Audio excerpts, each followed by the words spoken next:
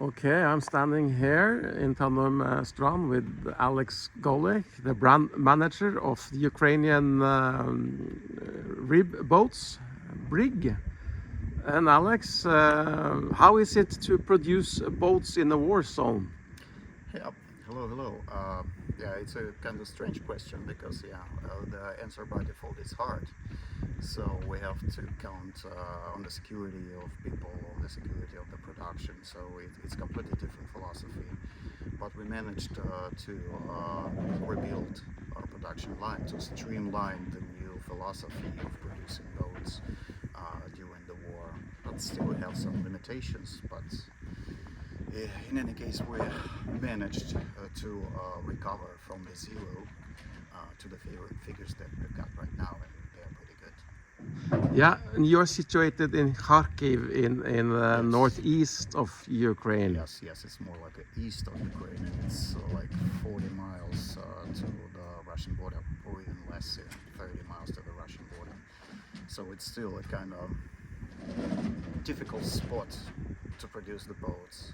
But anyway, so the war is so long, it's going for so long, so we have to adapt to the situations anyway and do the best. How many people are working at the factory?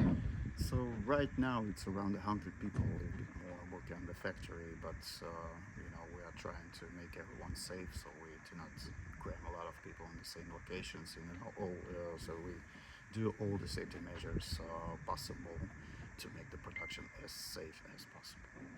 Is it a lot of military activity, or is it still a war zone in Kharkiv, or is it more peaceful there now? How is the conditions?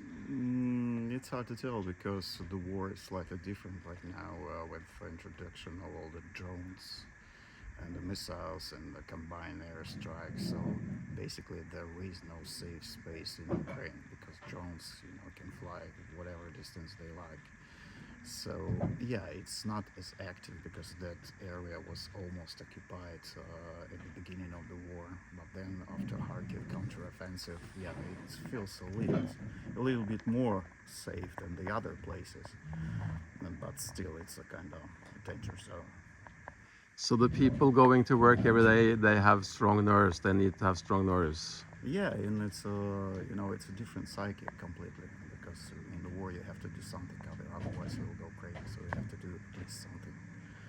Maybe a lot of people just risking their lives on the front lines, and the other try to produce something to create a product, to pay the taxes, and to finance the defense as well. So everyone is doing their part.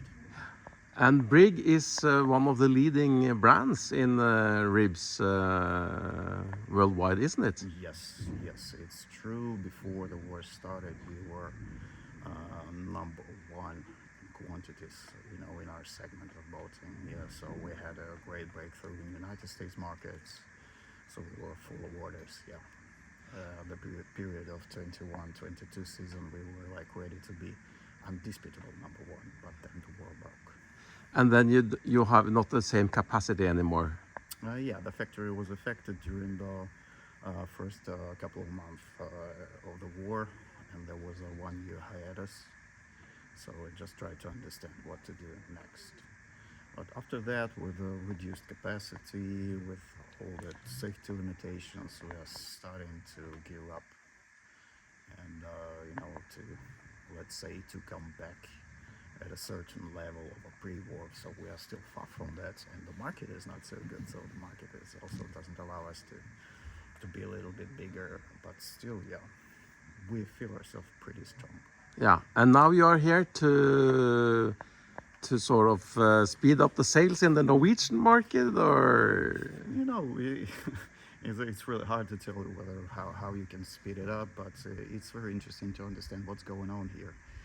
To see maybe hopefully some signs of the market recovery, and how the people will come back to the market after it was oversold during the COVID days.